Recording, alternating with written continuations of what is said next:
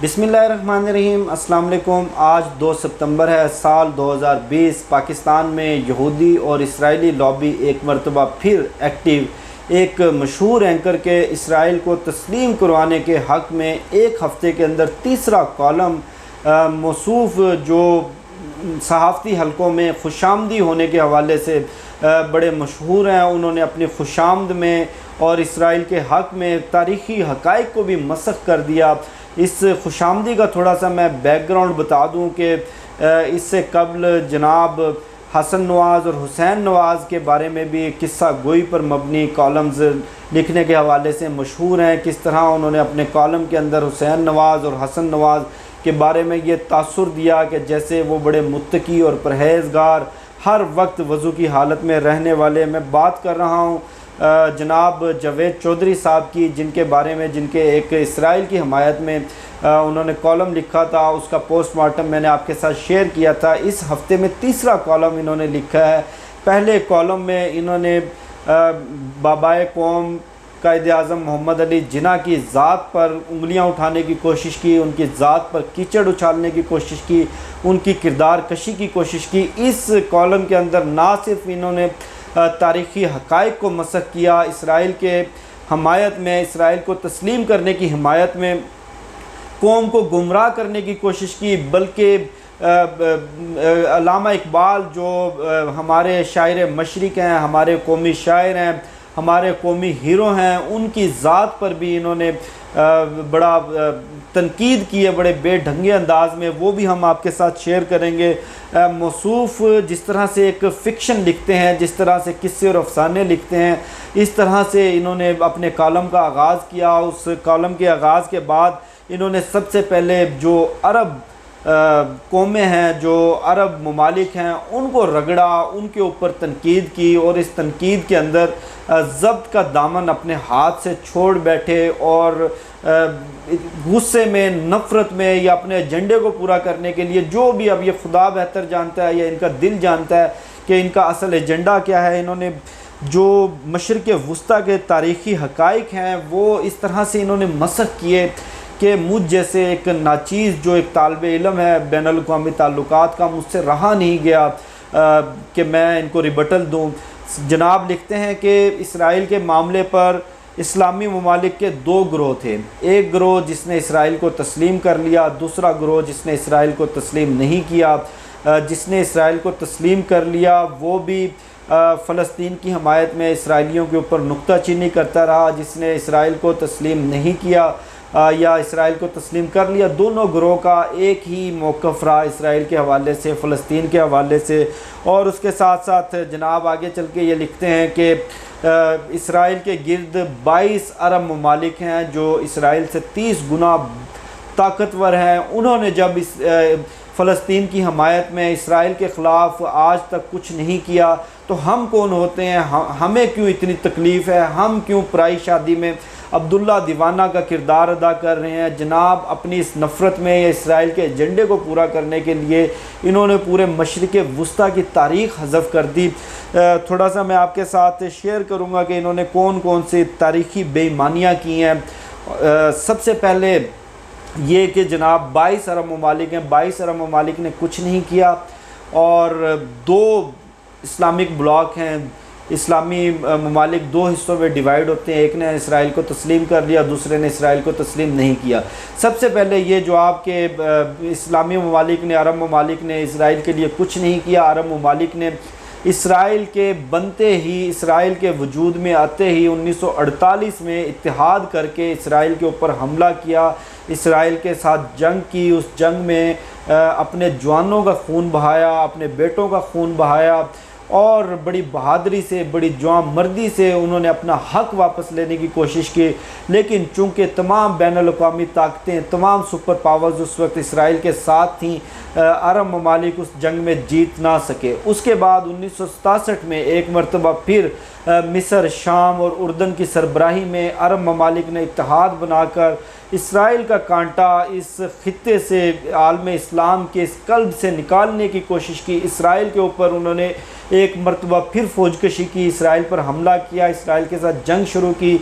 उस जंग में भी बदकिस्मती से जो अरब ममालिक थे वो अपने मकासद हासिल ना कर सके, क्योंकि अमेरिका खुलकर अरब ममालिक का साथ दे रहा था। उसके बाद 1973 की जो रमज़ान जंग जिसको कहते हैं, या इसराइली जिसको योम कपूर के नाम से याद रखते हैं, उस जंग में एक मरतबा फिर मिस्र की सरबराही में तमाम अरब ममालिक ने इसराइल के ऊपर हमला किया, इसराइल के साथ जंग शुरू की। उस जंग के अंदर लाखों जानें गंवाई। वहाँ जहाँ एक जानिब इन्होंने अपना खून बहाया, वहाँ इन लोगों की ज़मीनें, इन लोगों के रियासतें, इन लोगों के इलाके, बहुत सारा कुछ अरब ममालिक के हाथ से गया। और उसके बाद जो मिस्र के वज़ीर आज़म थे, वज़ीर आज़म या सदर, मैं थोड़ा सा इस मामले में कन्फ्यूज़ हूँ, अनवर सादात साहब, उन्होंने एक तारीख़ी इंटरव्यू दिया। उस इंटरव्यू में उन्होंने कहा कि इसराइल हमारे लिए कोई इतना बड़ा मसला नहीं, अगर हम तमाम अरब ममालिक चाहें तो किसी भी वक्त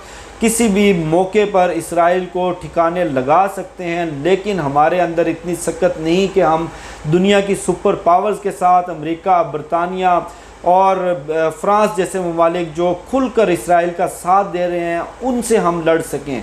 इस जंग में शिकस्त के बाद तमाम अरब ममालिक ने तमाम दुनिया के इस्लामी ममालिक को इकट्ठा करके तेल को एक बतौर हथियार इस्तेमाल करने की कोशिश की। यूरोपीय ममालिक के लिए उन्होंने तेल की सप्लाई बंद कर दी, जिसमें पूरी दुनिया के अंदर एक इकनॉमिक डिज़ास्टर क्रिएट हुआ, एक बड़ा माशी बहरान आया। उसके बाद मिस्र ने तस्लीम किया। जनाबे वाली 1948 में इसराइल बन रहा है, 74 में पहला मुल्क था मिस्र जिसने तस्लीम किया। उसके बाद 94 में उर्दन ने तस्लीम किया। उर्दन के तस्लीम करने के बाद अब मुत्तहिदा अरब अमारात तीसरा मुल्क है जो इसराइल को तस्लीम कर चुका है, यानी कि 73-74 सालों के अंदर सिर्फ 3 ममालिक इसराइल को तस्लीम कर चुके हैं, जबकि मौसूफ ये फरमा रहे हैं कि अरब ममालिक ने फ़लस्तीनियों के लिए कुछ नहीं किया और इस्लामी दुनिया 2 ब्लॉक्स में तकसीम हो गई थी। एक ब्लॉक ने इसराइल को तस्लीम कर लिया, एक ने नहीं किया।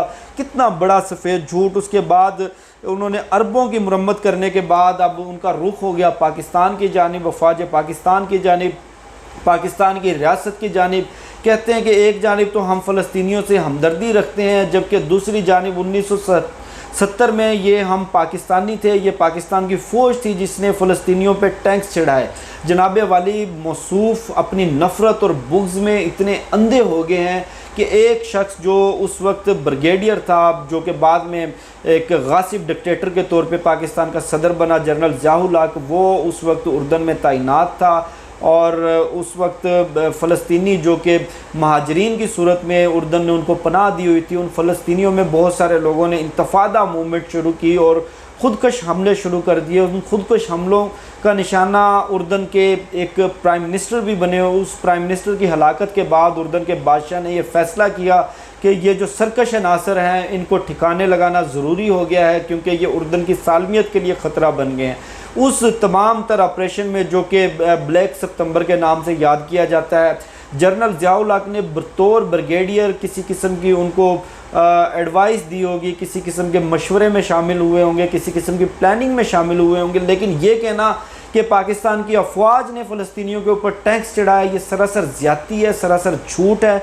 ऐसा कोई मामला नहीं। बाद में जो इंतफादा मूवमेंट के जो खुदकश हमलावर थे उनसे ला ताल्लुकी का इजहार यासिर अरफात ने भी किया।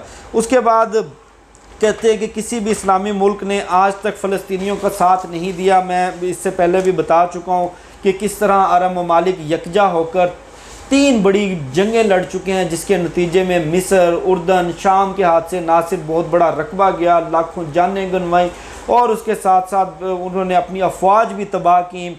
उसके बाद कहते हैं कि अगर हम फ़लस्तीनियों से इतनी ही मोहब्बत करते हैं तो इसराइल के ख़िलाफ़ मुजाहिरे, ये जलाओ घिराओ, इससे कुछ भी बनने वाला नहीं। तो आप 22 करोड़ पाकिस्तानी उठ खड़े हों और जहाद के लिए इसराइल निकल जाए। मौसूफ़ तंज़न फरमा रहे हैं, यानी कि जहाद का भी मजाक उड़ा रहे हैं। आगे कहते हैं कि अगर हम इस जहाद के लिए गए तो मैं आपको बता दूं, हमें रोकने वाले सबसे पहले उर्दन वाले होंगे, मिस्री होंगे, शामी होंगे। मसूफ़ का मसला पता नहीं क्या है, शायद इन्होंने इसराइल से पैसे पकड़े हैं, शायद इनके दिल में इमरान खान का बुग़्ज़ है, शायद इनके दिल में पाकिस्तान का बुग़्ज़ है। यानी कि 21वीं सदी में जहां हम कश्मीर की मूवमेंट के लिए वज़ीर-ए-आज़म इमरान खान फरमाते हैं कि हथियार उठाने से, बॉर्डर क्रॉस करने से कुछ भी नहीं होगा, पुरअमन जद्दोजहद से कश्मीर आज़ाद होगा, वहाँ ये प्रवोक कर रहे हैं 22 करोड़ पाकिस्तानियों को कि आप इसराइल के ख़िलाफ़ जिहाद के लिए निकलें। फिर मसूफ़ कहते हैं कि हमने अमली तौर पर आज तक फ़लस्तीन के लिए कुछ नहीं किया। हुज़ूर वाला 1967 की जंग में पाकिस्तान एयर फोर्स के काबिल तरीन, बहादुर तरीन पायलट्स पाकिस्तान ने भिजवाए। पाकिस्तानी पायलट्स ने जो अरब इतिहाद के जंगी लड़ाका हथियारे थे वो उड़ाए और जवां मर्दी की बहादुरी की दास्तानें रकम की। इसी तरह 73 की अरब इसराइल जंग में पाकिस्तान की एयर फोर्स के यहाँ से जो पायलट्स हैं वो अरब इतिहाद के लड़ाका हथियारे उड़ाते रहे। आप इसकी तफसील उर्दन के लोगों से भी पूछ सकते हैं, मिस्र के लोगों से भी पूछ सकते हैं, शाम के लोगों से भी पूछ सकते हैं, या आप अपने आका इसराइल से पूछ सकते हैं कि पाकिस्तानी पायलट्स ने इसराइली फ़िज़ाइया का 73 और 67 की जंग में क्या हशर किया था। फिर मसूफ़ कहते हैं कि हम अब देखें, इनका लहजा देखें, इनका आप जहर देखें, इनके जो जहन से उबल रहा है, जो गंद इनके जहन से उबल रहा है, जो मैंने अपनी एक पोस्ट में गटर की मिसाल दी थी, गटर के गंद की मानिद ये उबल पड़े हैं। कहते हैं हम अक़वाम मुत्तहिदा इंसानी हकूक़ कौंसिल में 16 इस्लामी मुल्कों की हमायत हासिल ना कर सके कश्मीर पर, यह है हमारी औकात। हम अपने मुंह पर पड़ने वाले छितरों को भी छितर नहीं मानते। जनाब, इनका ये सबसे बड़ा झूठ है जो कि इनके शो में, लाइव शो में शाह महमूद कुरैशी ने जो इनके मुंह पे छितर मारे थे वो शायद ये भूल गए हैं। मसूफ़ बार बार भूल जाते हैं, बार बार अपने मुंह पे पड़ने वाले उन छितरों को ये फूलों से तशबीह दे देते हैं। शाह महमूद कुरैशी के उस इंटरव्यू का थोड़ा सा मैं जिक्र कर दूं जिन लोगों ने नहीं सुना। सेम यही सवाल इन्होंने शाह महमूद कुरैशी से किया कि हम कश्मीर के मामले पे 16 इस्लामी मुल्कों की हमायत हासिल ना कर सके। वहाँ शाह महमूद कुरैशी ने कहा कि जावेद चौधरी, तुम मुझे वो करारदाद दिखाओ जो हमने इंसानी हकूक़ कौंसिल में पेश करनी थी। कहते जनाब वो फ़लाँ जगह खबर लगी थी। वो कहते तुम मुझे खबर दिखाओ। कहते अच्छा छोड़ें, खबर नहीं होगी। तो शाह महमूद कुरैशी ने कौम के सामने इनका झूठ जिस तरह से नंगा करके रखा कि जावेद चौधरी, आज मैं तुम्हारा झूठ इस कौम के सामने रखूँगा। जावेद चौधरी, तुम मुझे उन 16 ममालिक की लिस्ट दिखाओ, तुम मुझे वो करारदाद दिखाओ जो पाकिस्तान पेश करना चाहता था।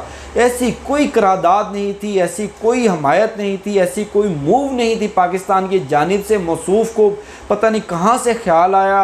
अब यहाँ पर मौलाना फजलुर रहमान जैसे लोगों की खामोशी के ऊपर भी एक बड़ा सवाल उठता है कि इमरान खान के बारे में तो ये लोग गुज़श्ता 10 सालों से प्रोपेगेंडा कर रहे हैं कि ये यहूदी एजेंट है, ये इसराइली एजेंट है।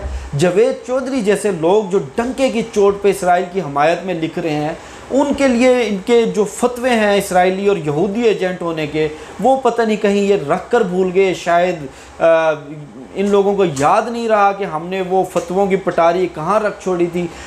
ये कुछ तारीख़ी हक़ाइक़ थे जो मैंने आपके साथ शेयर किए। जैसे जैसे ये लिखते रहेंगे वैसे वैसे हम अपनी अक्ल और समझबूझ के मुताबिक, अपनी सलाहियत के मुताबिक जितना हमें बोलना आता है, टूटे फूटे अल्फाज में हम इनको रिबटल देते रहेंगे। फ़ैसला आपने करना है कि पाकिस्तान को, इसराइल को तस्लीम करना चाहिए या नहीं करना चाहिए। लेकिन जावेद चौधरी जैसे लोगों के प्रोपेगेंडे का जवाब देना हमारे ऊपर फ़र्ज़ है। मुझे शफ़क़त अली को दीजिए इजाज़त। इंशाल्लाह फिर नेक्स्ट वीडियो में मुलाकात होगी। पाकिस्तान जिंदाबाद।